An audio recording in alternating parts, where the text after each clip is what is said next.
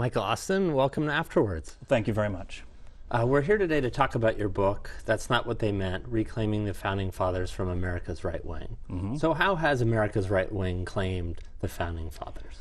Well, I think that the Founding Fathers are part of the world of myth in America, and we all claim them for a lot of different political points. I think that in the current historical moment, the right wing has done two things that I find a little bit disturbing. One is they've collectivied the Founding Fathers. They've created sort of a collective single entity, a sort of hive mind Founding Father. And they've attributed a whole lot of things that one or two people during the founding generation believed to this collective hive mind. And then they've used it to try to shut down debate, to try to say, this is what our founders believed, certain opinions are illegitimate, cannot be entertained, and have used that founding myth. And I think it's very predictable that people are going to use whatever is rhetorically powerful to ground their arguments. But I think that collectivization of the minds of America's founding fathers is particularly dangerous because, as I say so often in the book, they were not a collective unit. And presenting them as such tends to dramatically oversimplify the politics of the founding generation. And then it comes to be used as a big battering ram to beat people over the head with in ways that I think are both historically incoherent and rhetorically unsound. Now, who on America's right wing are we talking about? Well, I started with Glenn Beck. And as a matter of fact, I determined I was going to write this book about 15 minutes after I ran into Glenn Beck's translation of the Federalist Papers, the original argument, and it was in our supermarket, our Kroger's in Wichita. And I kind of went around and I said to people, can you believe this? Glenn Beck has translated the Federalist Papers, and almost everybody said, and what's wrong with that? And I said, well, they're in English. They don't need to be translated. And people didn't understand why I was so upset about this. And it just really kind of ticked me off. So that was the first book that I read, was the Glenn Beck's translation of, I think, 33, 34 of the Federalist Papers with a lot of commentary. And also his recent biography of George Washington and his half reproduction, half commentary on Thomas Paine's Common Sense. So that was sort of how I started the project, was reading those three books. Read a number of books by Mark Levin, Sean Hannity, David Barton. I don't know if you're familiar with David Barton. The Jefferson Lies was his most recent book. And a variety of similar works. But those, and then there were a number of works by politicians that I read. And this is always dangerous because politicians usually don't write their own books. But I figure they ought to at least be willing to agree with what's in them. So I read several recent books by Newt Gingrich on the judiciary, Mike Lee, Rick Perry, governor of Texas, has a fairly recent book called Fed Up, and it's a states' rights manifesto. So that collectively, some of the politicians on the far right, and then that conservative entertainment complex became the foundation. I probably read 30 or 40 books from that wide swath of opinion.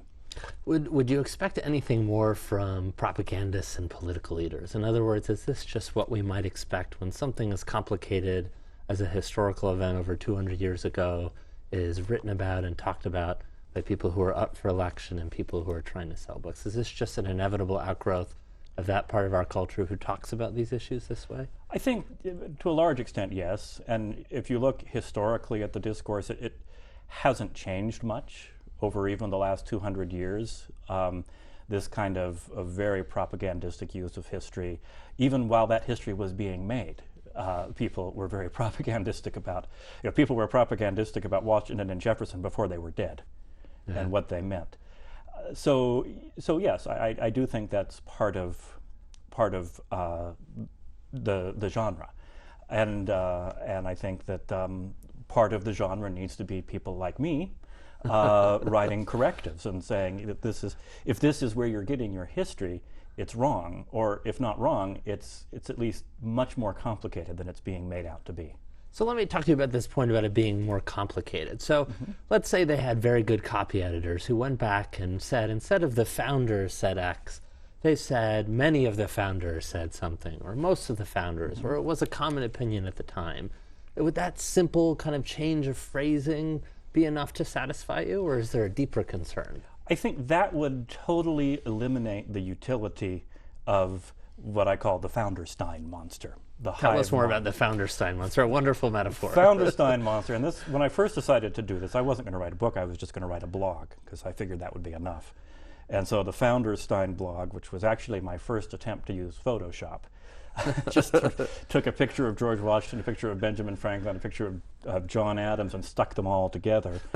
and that was the founder Stein monster, the great collective founding fathers' opinion. And the rhetorical effectiveness of the big stick depends on that unanimity of opinion. If you say some founders believed X, some founders believed Y, and here Barack Obama is talking about Y and not X, that's not a stick. That's just saying that somebody's entering a long historical conversation. When you say the founding fathers believed X and Barack Obama believes Y, that becomes the stick. So I think that at a very fundamental level, the kind of discourse I'm responding to can't draw that distinction between the founders believed and most founders believed, because, or many founders or some founders believed, because that historically incoherent unanimity of opinion is fundamental to the way the discourse is being used. So is there any hope for propagandists, as you describe them, to have a meaningful, constructive conversation about the founding fathers? I think that's at odds with what most propagandists are trying to do. Now, let me ask you about the founding fathers, apart from what this group of authors have said about them. I mean, was this a special group of people? Maybe they've been treated wrong by the people you talk about in your book, but is this a group of people worthy of special attention, even now in 2012? I do believe so. I think these were very remarkable people who cared deeply about their country and cared deeply about ideas. They were also a flawed, very often hypocritical, very often controversial group of people, but in their own ways, they cared deeply about the country that they were creating and what they were doing, and I think had a lot of wisdom. I don't think more than anybody else who's ever lived. I think there have been in historical periods in America and in other places a lot of very wise people that we ought to pay attention to. But I do think that the founding fathers individually were people who, yes, thought a lot about what it meant to live in a representative democracy at a time in the world where very few people had really given a lot of thought to that. Yes, I mean, we sometimes now take for granted what a remarkable moment that time was. Yeah.